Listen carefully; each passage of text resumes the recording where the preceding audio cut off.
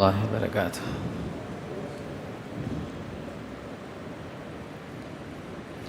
الحمد للہ الحمد للہ وکفی سلام علی عبادہ الذین اصطفی اما بعد فاعوذ باللہ من الشیطان الرجیم بسم اللہ الرحمن الرحیم قال اللہ سبحانہ وتعالی یا ایہا الذین آمنوا کتب علیکم الصیام کما کتب علی الذین من قبلکم لعلکم تتقون صدق اللہ مولانا العظیم۔ اللہم صل علی جسد محمد فی الاجساد، اللہم صل علی روح محمد فی الارواح، اللہم صل علی روضۃ محمد فی القبور، اللہم صل علی بلد محمد فی البلاد وعلی آلہ وصحبہ وسلم تسلیما کثیرا کثیرا۔ اللہم انفعنا بما علمتنا وعلمنا ما ينفعنا وزدنا علما سبحانک لا علم لنا الا ما علمتنا انک انت العلیم الحکیم۔ اللہم رب اشرح لی صدری ویسر لی امری واحلل عقدۃ من لسانی یفقہوا قولی۔ یا ایہا الذین آمنوا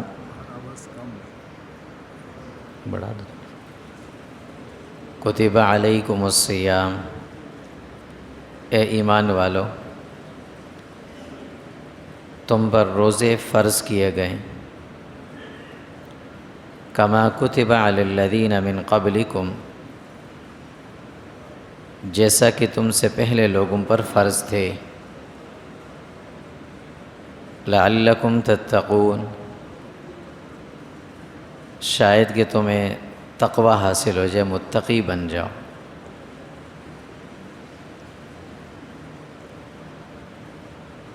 رسول اللہ صلی اللہ علیہ وسلم کے زمانے میں جب رمضان کا مہینہ آتا تھا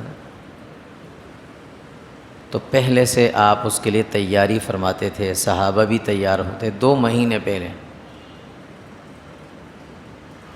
آپ علیہ الصلوۃ والسلام کی دعا بھی بڑی مشہور، اے اللہ رجب اور شعبان کے مہینے کو ہمارے لیے بابرکت بنا دیں اور ہمیں عافیت اور سلامتی کے ساتھ رمضان تک پہنچا دے۔ یعنی 2 مہینے پہلے آپ تیاری فرماتے تھے، رجب کے چاند جب نظر آتا تھا تو رمضان کی تیاری ہوتی تھی۔ دنیا کا ہر سمجھدار تاجر جو ہوتا ہے وہ سیزن کے آمد سے پہلے ہی اپنی تیاری کر لیتا ہے، اپنے مال سٹور کر لیتا ہے۔ اللہ کے نبی صلی اللہ علیہ وسلم جب رمضان کا مہینہ آتا تھا تو آپ پہلے سے تیاری کیسے فرماتے تھے؟ حضرت سلمان فارسی رضی اللہ تعالیٰ عنہ فرماتے ہیں کہ ایک مرتبہ رسول اللہ صلی اللہ علیہ وسلم رمضان سے 1 دن پہلے، رمضان کے آنے میں 1 دن باقی تھا، تو آپ نے لوگوں کو جمع فرمایا۔ ممکن ہے کل تراویح ہو، کل کی رات رمضان کی ہو، آپ نے لوگوں کو جمع فرمایا اور سب کے سامنے 10 باتیں فرمائیں، ارشاد 10 باتیں سب کو ارشاد فرمائیں۔ وہ 10 باتیں کیا تھیں؟ فرمایا سب سے پہلے لوگوں سے کہا کہ اے لوگوں، تم پر ایک بڑی عظمت اور برکت والا مہینہ آنے والا ہے، اور اس مہینے کی ایک رات جو ہے وہ 1000 مہینوں سے زیادہ افضل ہے، سب کو پتہ ہے، لیکن یہ بار بار تذکرے کرنا اس لیے ہوتا ہے کہ انسان کے دل میں اس چیز کا عمل پیدا ہو۔ پھر فرمایا دوسری بات کہ اللہ نے اس مہینے میں دن کے روزے تم پر فرض کیے ہیں، رات کو قیام۔ دن کا روزہ رکھنا ہے، رات کو قیام کرنا ہے، بس اللہ نے فرض کیے ہیں، اللہ کے نبی نے ہمیں خبر دے دی۔ اب یہ بہانہ نہیں چلے گا کہ گرمی زیادہ ہے یا میرا کام زیادہ ہے، یہ نہیں چلے گا، بس روزہ فرض ہے۔ ہاں وہ عذر جس کی وجہ سے روزہ مؤخر کیا جا سکتا ہے، وہ انسان پھر اپنا شرعی اصول کے مطابق کسی مفتی سے معلوم کر کے اس پہ عمل کریں۔ رات کا قیام، تراویح پڑھنا، اللہ کے نبی صلی اللہ علیہ وسلم فرمایا یہ تم پر لازم ہے پڑھنی۔ تیسری بات فرمایا کہ اس مہینے میں اللہ رب العزت نے فرض کا ثواب 70 فرضوں کے برابر رکھا ہے۔ ایک فرض نماز کسی نے پڑھ لی تو اتنا ثواب ملے گا جتنا 70 نمازوں کا ثواب ملتا ہے۔ اور یہ بات پہلے بھی کئی بار کہی کہ یہ 70 کا لفظ جو ہوتا ہے نا، یہ تعداد کے لیے نہیں ہوتا، لا تعداد چیزوں کے لیے ہوتا ہے۔ جو چیز گنتی میں نہ آ سکتی ہو نا، عرب کے محاورے میں اسے کہتے ہیں 70، اور ہمارے ہاں اردو میں کہتے ہیں لاکھوں، یا یہ تو لاکھوں میں ہے، چھوڑو انہیں میں نہیں گن سکتا اس کو، تو 70 اس لیے ہوتا ہے۔ چوتھی بات فرمائی کہ اس مہینے میں جو فرض کے علاوہ نفلی عبادات ہیں ان کا ثواب فرض کے برابر ہو جاتا ہے۔ 2 نفل پڑھے 2 فرضوں کا ثواب ملے گا، 4 نفل پڑھے 4 فرضوں کا ثواب ملے گا، نفلی صدقہ کیا زکوٰۃ کا برابر ثواب ملے گا، نفل جو وہ فرض کے برابر ہو جائے گا اس مہینے میں۔ 5ویں بات فرمایا کہ یہ صبر کا مہینہ ہے، اس میں صبر کرنا ہے، اور صبر کا بدلہ جنت ہے، اور یہ انسانوں کے مابین غمخواری اور ہمدردی کا مہینہ ہے، ایک دوسرے کے ساتھ ہمدردی کرنی ہے، صبر کرنا ہے۔ روزے میں جس طرح انسان کھانا پینا چھوڑ دیتا ہے نا، اسی طرح سارے کام جس سے کسی کو تکلیف پہنچتی ہو، زبان سے ہوں ہاتھ سے ہوں، سارے چھوڑ دینے، اور اگر کہیں سے تکلیف پہنچے بھی اس پر بھی خاموشی اختیار کرنی ہے۔ کام تو مشکل ہے لیکن اجر تبھی ملتا ہے۔ فرمایا یہ اس چیز کا مہینہ۔ نمبر 6 فرمایا اس مہینے میں اللہ رب العزت مومن کے رزق میں برکت عطا فرماتے ہیں۔ جو مومن ہوگا، مسلمان ہوگا، اس کے رزق میں اللہ برکت دیں گے، اور یہ برکت ہوتی بھی ہے، نظر بھی آتی ہے۔ جب مسلمان روزے دار کو افطار کروائے، اسے کچھ کھلائے، اللہ رب العزت اس کے بدلے اس کو خوب برکتیں دیتے، خوب دیتے ہیں۔ شرط یہ ہے کہ برکت حاصل کرنے کے لیے پہلے کچھ کرنا پڑتا ہے، پہلے برکت نہیں آئے گی۔ فصل اگانے کے لیے پہلے وہ دانہ زمین کے اندر پھینکنا پڑتے ہیں، ایک مٹھی دانے پھینکیں گے تو 10-12 کلو وہاں سے نکل کے آئیں گے۔ پھر پہلے یہ ہوگا، یہ نہیں کہ ہم برکت کے اندر برکت ہوگی تو پھر میں کروں گا، ایسا نہیں ہوتا۔ 7ویں بات فرمایا کہ اس مہینے میں اگر کسی نے روزے دار کو افطار کروایا، اللہ رب العزت اس شخص کو جس نے افطار کروائی ہے نا، اس کی مغفرت کر دیں گے، اسے جہنم سے نجات دے دیں گے، اور اسے بھی روزے دار کے برابر ثواب دیں گے۔ 3 باتیں فرمائی۔ کسی روزے دار کو افطار کو مشکل نہیں ہے، کھجور کے 2 دانے دے دیے، پانی گلاس دے دیا، بس ختم، زیادہ نہیں کر سکتا تھا، اتنا بھی کر دیا۔ فرمایا کہ اس کو 3 انعامات اللہ تعالیٰ دیں گے۔ ایک، اس کی مغفرت فرما دیں گے، جہنم سے نجات دے دیں گے اسے، اور اس روزے دار کے برابر ثواب اس کو بھی مل جائے گا۔ اگر جس نے روزہ رکھا تھا اس کا ثواب اپنی جگہ، لیکن اس روزے دار کو جتنا ثواب ملا اتنا ثواب اس کو اضافتاً مل جائے گا۔ یہ تیسری۔ 8ویں بات فرمایا جس آدمی نے روزے دار کو کھانا کھلایا اس مہینے میں، روزے دار اس آدمی نے روزہ رکھا ہوا تھا، اس نے افطار بھی کرا دی، ساتھ میں کھانا بھی کھلا دیا، تو فرمایا کہ اللہ رب العزت قیامت کے دن اسے میرے قریب لائیں گے، اور حوض کوثر سے میں اس کو ایسے پانی پلاؤں گا جس کے بعد وہ کبھی اسے پیاس نہیں لگے گی، جس نے روزے دار کو کھانا کھلایا۔ اور نمبر 9 فرمایا اس مہینے میں جس آدمی نے اپنے ملازم کے ساتھ نرمی کی، آسانیاں کی، اللہ رب العزت اس شخص کے ساتھ دنیا میں اور آخرت میں آسانیاں فرمائیں گے، جس نے اپنے ملازم کے ساتھ نرمی کی۔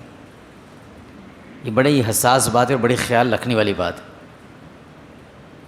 بعض دفعہ ایسا ہوتا ہے نا، ہم نے سحری کی، اللہ نے دیا ہے، شکر الحمدللہ، سحری کرنے کے بعد نماز پڑھی، اس کے بعد تلاوت کی، گھر جا کے سو گئے، گیٹ پہ بیچارہ چوکیدار صبح سے بیٹھا ہوا ہے، اب جب 12-1 بجے نکلے باہر، اس کو کہیں اونگ آ گئی، اس کو ڈانٹنا شروع کر دیا۔ واپس آ رہے ہیں، دروازہ کھولنے میں دیر ہو گئی، اسے ڈانٹ رہے ہیں۔ ہم اے سی سے نکلے، اے سی میں بیٹھ کر آئے، وہ دھوپ میں بیٹھا تھا، روزہ اس کا بھی تھا، روزہ میرا بھی تھا۔ ہم نے دروازہ کے تاخیر سے کھولنے پر اسے ڈانٹا، اس کا خیال نہیں کیا کہ میری اور اس کی کیفیت میں کتنا فرق ہے۔ اللہ کو نظر آتا ہے کہ یہ وہ جگہ ہوتی ہے دیکھنے کی کہ ہم گیٹ پہ کھڑے ہوں، ہارن بجائیں اور وہ بیچارہ گیٹ نہ کھول سکے، میری آنکھ لگ گئی تھی۔ اس پہ کسی کو ڈانٹنا نہیں چاہیے۔ حضور صلی اللہ علیہ وسلم سفر میں جا رہے ہیں، حضرت بلال رضی اللہ عنہ صاحب اور بہت سارے صحابہ بھی ساتھ۔ رات کو آپ کی عادت تھی، سفر کرتے تھے، کافی دیر تک چلتے تھے۔ رات کا آخری حصہ ہوا، آپ نے صحابہ سے فرمایا کہ تھکاوٹ زیادہ ہو رہی ہے، آرام کرتے ہیں۔ ایک آدمی کوئی ایسا ہو کہ جو بیٹھا رہے، صبح فجر کی نماز کے لیے ہم سب کو اٹھائے۔ حضرت بلال رضی اللہ فرمانے لگے میں بیٹھ جاؤں گا۔ میں ٹھیک ہے، باقی سب سو گئے۔ یہ جو ایسے حالات آتے ہیں نا، ان میں یہ نہیں سوچنا چاہیے کہ یہ غلطی نہیں، یہ اللہ رب العزت شریعت کا اصول بنا کر امت کے مسائل حل کر رہے ہیں۔ حضور صلی اللہ علیہ وسلم بھی آرام میں، سب سو گئے۔ حضرت بلال رضی اللہ فرماتے کہ میں کھڑا تھک گیا تو بیٹھ گیا، اور اس طرف رخ کر کے کہ کہیں سورج نکلنے سے پہلے اگر روشنی بھی آئے گی تو مجھے پتہ چل جائے، ایسے منہ کر کے بیٹھا ہوتا۔ بیٹھے بیٹھے میں سو گیا، اور میری آنکھ تب کھلی جب سورج کی دھوپ میں جب تپش میری آنکھوں پہ پڑی نا، میری آنکھ کھل گئی، پتہ چلا سورج اتنا اوپر آ گیا، فجر کی نماز بھی نکل گئی۔ چوکیدار تھے، حضور نے بٹھایا تھا، تھوڑی دیر کے لیے بٹھایا تھا، لیکن ڈانٹا نہیں اٹھ کر صبح کہ تم نے دیر کیوں کروا دی، کوئی بات نہیں۔ حضور نے فرمایا چلو آگے چلتے ہیں۔ آگے گئے، آپ نے فجر کی نماز قضا کی، اور سب نے وضو کیا، نماز پڑھی، اور آپ نے فجر کی نماز باجماعت پڑھائی۔ پہلی رکعت میں سورہ فلق پڑھی، دوسری رکعت میں سورہ ناس پڑھی۔ اتنے مسائل اس میں حل ہو گئے، یہ کہیں یہ الگ موضوع پہ ہو گئی، پھر ال بات کریں۔ تو خیر، اللہ کے نبی کیا فرماتے ہیں کہ اس مہینے میں اپنے ملازم کے ساتھ آسانی کرو، عادت بنا لے، بھئی وہ بھی انسان ہے، اس کی کسی مجبوری نے لا کر اس کو میرے ماتحت کر دیا، مجھے اس قابل بنایا کہ میرا ہاتھ اس کے اوپر، میرا ہاتھ دینے والا اس کا لینے والا، تو اس میرے ہاتھ میں بھی کوئی دینے والی ذات ہے جس سے میں دے رہا ہوں، اس کو حقارت کی نظر سے نہیں دیکھنا چاہیے۔ دکان پہ بیچارہ لیٹ پہنچ گیا، کبھی کی تاخیر ہو گئی، دیر سے کھلی، ہم گھر سے دیکھ رہے تھے اس کو کہ یہ دیر سے آیا، ہم آرام سے اپنے اے سی والے کمرے میں سوئے اور اس کو ڈانٹا جا کر کہ تم تاخیر سے کیوں پہنچے، ہو سکتے بیچارے کی کوئی مجبوری ہو گئی۔ آسانی ہاں، ملازمین کے لیے بھی یہ لازمی ہے کہ وہ اپنے فرض جو اپنی ذمہ داری اس کا خیال رکھیں۔ فرض ہے، ایک آدمی اگر اپنی ڈیوٹی چھوڑ کر کسی اچھے کام، نیک کام بھی اپنی ذاتی طور پہ کر رہا ہے نا، وہ بھی غلط ہے، ڈیوٹی چھوڑ کر۔ لیکن اگر اس سے غلطی ہو گئی تو اس پر اسے ڈانٹنا نہیں چاہیے۔ فرمایا اپنے ملازم کے لیے آسانیاں پیدا کریں گا، اللہ اس کے لیے آسانیاں پیدا فرمائیں گے۔ اور 10ویں اور آخری بات فرمایا یہ جو مہینہ آنے والا ہے، اس مہینے کے ابتدائی 10 دن، جو پہلے 10 دن ہیں، وہ رحمت کے، اللہ کی رحمت برس رہی ہوتی ہے اس میں۔ پھر درمیانی جو عشرہ شروع ہوتا ہے تو اللہ کی طرف سے مغفرت کے اعلانات شروع ہو جاتے ہیں۔ پہلے رحمت کی بارشیں ہوئیں، سب کو صاف کیا، پھر مغفرت کے اعلانات شروع ہو گئے، یہ فلاں کو معاف کر دیا، فلاں کو معاف کر دیا، فلاں کو معاف کر دیا۔ اور پھر جب آخری عشرہ شروع ہوتا ہے تو پھر اعلان ہوتا ہے کہ اب فلاں فلاں فلاں فلاں جتنے لوگ ہیں سب کو جہنم سے نجات مل گئی۔ آخری عشرے میں جہنم سے نجات کا عشرہ ہے۔ یہ 10 باتیں آپ صلی اللہ علیہ وسلم نے فرمائی، اور یہ 10 باتیں آپ نے رمضان سے 1 دن پہلے کیوں فرمائی؟ اگرچہ وہ صحابہ 2 مہینے پہلے سے رمضان کی تیاری کرتے چلے آ رہے تھے، لیکن ہوتا یہی ہے کہ جو بھی کام انسان کرتا ہے نا، اس کام سے تھوڑی دیر پہلے اس کام کے بارے میں تھوڑا سوچ لینا چاہیے، مذاکرہ کر لینا چاہیے، پھر وہ کام کریں۔ تو رمضان جب 1 دن باقی رہ گیا رمضان میں، تو آپ نے یہ ساری باتیں صحابہ کو یاد کروا دی، فرمایا اب ان باتوں پر تم نے عمل کرنا، یہ باتیں عمل کرنے کی۔ دوسری چیز، اب رمضان کا مہینہ جب آ گیا، یہ باتیں تو آپ نے ہمیں بتا دی، ہم نے کیا کرنا ہے؟ ہم نے جو کرنا ہے نا، اس کے لیے ہم نے حضور صلی اللہ علیہ وسلم کی سیرت کو دیکھنا ہے کہ آپ کرتے کیا تھے رمضان میں کیا کرتے تھے۔ حضور صلی اللہ علیہ وسلم نے ہر رمضان کے مہینے میں 4 کام بڑی پابندی سے کیے ہیں، ہم بھی کریں گے انشاءاللہ۔ حضور 4 کام پابندی سے کرتے تھے رمضان، ہر رمضان، اور 3 باتیں ایسی تھیں جن سے حضور منع فرماتے تھے، ہمیشہ منع فرماتے تھے، رمضان میں خاص طور پر۔ اب یہ 7 چیزیں ہم نہیں گننی۔ پہلی چیز جس کو حضور صلی اللہ علیہ وسلم خوب بڑی محنت سے کرتے تھے، عبادت تھی۔ حضرت عائشہ رضی اللہ تعالیٰ عنہ فرماتی ہیں کہ رسول اللہ صلی اللہ علیہ وسلم رمضان کے علاوہ بھی خوب عبادت کرتے تھے، لیکن جب رمضان کا مہینہ آتا آپ عبادت میں لگ جاتے تھے، پھر خوب عبادت، اور جب آخری عشرہ آتا تو حضرت عائشہ فرماتی ہیں کہ حضور ہمیں بھی راتوں کو نہیں سونے دیتے، تھوڑی دیر آرام کے اٹھو، اللہ کی عبادت میں لگ جاؤ۔ تو اس کا مطلب یہ ہوا کہ جو کام حضور کرتے تھے نا، ہمیں بھی وہی کرنا ہے، اسی میں فلاح ہے۔ تو ہم بھی ایک کام کیا کریں گے رمضان میں کہ خوب اللہ کی عبادت کریں گے، نماز 5 وقتہ پابندی سے تکبیر اولیٰ سے پڑھیں گے، یہ وعدہ کریں گے انشاءاللہ، اللہ کرائیں گے۔ قرآن کریم کی تلاوت اس طریقے سے کریں گے کہ رمضان میں ہمارا ایک قرآن مکمل ہوگا، یہ لازمی کریں گے۔ اس کے علاوہ اوقات میں انشاءاللہ ہم تسبیحات، درود شریف کی، استغفار کی، یہ کریں گے، یہ عبادت ہے، یہ پہلا کام۔ دوسرا کام حضور صلی اللہ علیہ وسلم کیا کرتے تھے؟ قرآن کریم کی تلاوت بہت زیادہ کرتے تھے، بہت زیادہ قرآن کریم پڑھتے تھے۔ رمضان المبارک میں جبرائیل امین آتے تھے حضور کے پاس۔ عبداللہ ابن عباس رضی اللہ فرماتے ہیں کہ حضور صلی اللہ علیہ وسلم پورا قرآن ان کو سناتے تھے اور وہ پورا قرآن حضور کو سناتے تھے۔ یہ جو رمضان میں حفاظ ہوتے ہیں نا، یہ ایک دوسرے کو سنا رہے ہوتے ہیں، یہ سنانا معمولی عمل نہیں ہے، یہ رسول اللہ کی وہ سنت ہے کہ جس پر صرف حافظ عمل کرتا ہے، کوئی نہیں کر سکتا اس پر، یہ وہ سنت ہے۔ رمضان آتا ہے ایک دوسرے کو سنا رہے ہوتے ہیں، یہ اس کو سنا رہے، وہ اس کو سنا رہے، یہ سنت جبرائیل کی اور حضور کی تھی، آپس میں ایک دوسرے کو سناتے تھے۔ تو خوب قرآن کریم کی تلاوت کریں گے ہم، یہ دوسرا کام۔ تیسرا کام اللہ کی راہ میں خرچ کرنا، اپنی استطاعت کے مطابق جتنا دیا ہے نا، مستحقین پر خرچ کریں گے۔ عبداللہ ابن عباس رضی اللہ تعالیٰ فرماتے ہیں کہ حضور صلی اللہ علیہ وسلم رمضان کے مہینے میں ایسی سخاوت فرماتے تھے نا جس کی مثال نہیں دی جا سکتی۔ فرمایا جس طرح تیز ہوا چلتی ہے نا، ایسے ہوا کی طرح آپ جو نا وہ تیز ہو جاتے تھے کہ سخاوت فرماتے تھے۔ آپ کے پاس جو بھی کچھ آتا تھا نا خرچ کر دیتے تھے، اپنے لیے کچھ نہیں رکھتے تھے۔ اللہ نے ہمیں تو بہت کچھ دیا ہوا ہے، صاحب حیثیت، صاحب استطاعت بنایا ہوا ہے۔ مال دیا ہے، مال خرچ کریں گے، علم دیا ہے، علم سے فائدہ پہنچائیں گے، اخلاق دیا ہے تو اخلاق سے دوسروں کو فائدہ دیں گے، جسمانی طاقت دی ہے تو دوسروں کے کام آئیں گے، ان کی مدد کریں گے، اللہ یہ بھی خرچ، یہ بھی کریں گے۔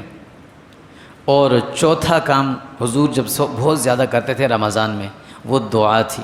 حضور دعائیں بہت مانگا کرتے تھے، لمبی لمبی دعائیں مانگتے تھے، ساری امت کے لیے دعائیں مانگتے۔ ظاہر ہے ہر نبی کی امت چھوٹی چھوٹی، اس نبی کو اللہ نے جو امت دی ہے بہت بڑی امت، 1450 سال گزر گئے ہیں، ابھی بھی آئیں گے، اور کتنے انسان اس دنیا کے اندر مسلمان موجود ہیں، سب امت رسول ہیں۔ ان سب کے لیے حضور نے دعائیں کی ہیں، سب کے لیے کی ہیں، ایک دعا نہیں کی، دعائیں کی ہیں۔ ہمارا بھی حق بنتا ہے ہم جب دعا مانگیں تو حضور سے شروع کریں، اے اللہ جو کچھ میں مانگ رہا ہوں نا، اس مانگنے کا طریقہ، اس کا سلیقہ، یہ تعلیم ہمیں حضور نے دی ہے، اے اللہ ان کی قبر مبارک پر کروڑوں کروڑوں رحمتیں نازل فرمائیں۔ ان کے لیے دعا کریں گے، ان کے صحابہ کے لیے، ان کی ازواج کے لیے، ان کے دیگر تابعین، تبع تابعین، سب کے لیے دعائیں کریں گے، اپنے مرحومین کے لیے جو موجود ہیں، ان کے لیے جو ابھی آئیں گے، ان سب کے لیے دعائیں کریں گے۔ یہ 4 کام حضور صلی اللہ علیہ وسلم رمضان میں بہت پابندی سے فرماتے تھے اور خوب محنت کرتے تھے، عبادت، تلاوت، خرچ کرنا اور دعا مانگنا، یہ 4 کام ہم بھی کریں گے۔ 3 کام جس سے حضور نے منع فرمایا، عام حالات میں بھی منع ہے لیکن رمضان میں حضور خاص طور پہ منع فرماتے تھے۔ ایک، حرام کھانے سے، ظاہر ہے روزہ رکھا ہے نا، تو دن کو اگر آدمی ہمیں ٹھنڈا پانی میٹھا اپنے پیسوں سے خرید کر گھر سے صاف ستھرا گلاس میں لا کر دے بھائی یہ پی لو، نہیں بھی نہیں، روزہ ہے میرا، تو اسی طرح ہم جب افطار کر لیں اس کے بعد کوئی حرام چیز نہ کھائیں۔ دن کو ہم نے حلال چھوڑی اللہ کے لیے، رات کو ہم حرام بھی چھوڑ دیں گے اللہ کے لیے، کوئی نہیں کھائیں گے، اور اس کی عادت بھی بن جائے گی انشاءاللہ کہ رمضان کے بعد بھی ہم حرام کی چیز نہیں کھائیں گے۔ اور حرام صرف یہ نہیں ہے کہ ہم بس کسی کی چیز چھینی ہوئی حرام ہے، ہم کاروبار میں، خرید و فروخت میں، خاص طور پر یہ جو رمضان کا مہینہ آتا ہے نا، یہ تاجر بھائی ہمارے خاص طور پہ اس بات کو ذہن نشین کر لیں، سبزی ہو یا پھل ہو، یہ صرف رمضان میں وہ نہیں ہوتا، کم پیدا نہیں ہوتا۔ ہم اپنی استطاعت کے مطابق، ہاں چیز ہمیں مہنگی ملے تو الگ بات ہے، لیکن ایسا نہیں ہے کہ اگر ہمیں مہنگی ملی تو ہم خوب ہاتھوں کی صفائی کریں، پتہ ہے لوگ خریدیں گے، تو ایسا نہ کریں۔ اللہ کے نبی نے منع فرمایا، اللہ نے بھی اس کو حرام کہا، یہ حرام ہے۔ حرام حرام ہوتا ہے۔ عام دنوں میں اگر ہم ناجائز کریں گے، مہنگا چیز بیچیں گے تو بھی گناہ ہے، رمضان میں کریں گے اس کا ڈبل ٹرپل گناہ ہو جائے گا، 70 گناہ ہو جائے گا زیادہ۔ دوسری چیز، غیبت نہیں کریں گے، رمضان میں تو کرنے ہی نہیں ہے، اس کی اللہ عادت بنا دیں گے۔ غیبت جو ہے نا یہ بہت بڑا شدید قسم کا گناہ ہے۔ اللہ کے نبی صلی اللہ علیہ وسلم نے اس کی مثال دے کر فرمایا کہ دنیا کے سب سے بڑے گناہوں میں سے ایک گناہ غیبت ہے، اور اس کو بڑا اس لیے کہا کہ انسان اس کو بڑا سمجھتا نہیں ہے۔ بعض ایسی باتوں میں بھی کسی کی بات آ جاتی ہے، عموماً باتیں آ جاتی ہیں، فلاں ایسا کیا، اس نے ایسا کیا، یہ غیر ارادی طور پر بھی غیبت نکل جاتی ہے، لہٰذا اس سے بچنا، اجتناب کرنا۔ اور نمبر 3، تیسری چیز جو حضور صلی اللہ علیہ وسلم جس کی تاکید فرماتے تھے، صبر کرنا، کسی کی اذیت پر، تکلیف پر اسے جواب نہیں دینا، صبر کرنا۔ کسی سے اگر تکلیف پہنچ بھی گئی تو بھی اس پہ صبر کرنا۔ راستہ ہے، چلتے چلتے آدمی ٹکرا جاتے ہیں، گاڑی ٹکرا جاتی ہے، ٹھیک ہے بھائی، ہو گیا، اب کیا کریں، کوئی جان بوجھ کے تو نہیں مارتا نا، ایک دوسرے کو معاف کر دیا، صبر کر دیا، اللہ اس کا اجر بھی دیں گے۔ تو یہ 3 چیزیں ہم نے رمضان میں نہیں کرنی، وہ 4 کام ہم نے رمضان میں کرنے ہیں۔ اللہ تعالی ہمیں ان پر عمل کی توفیق عطا فرمائے۔ صلی اللہ علیہ وسلم۔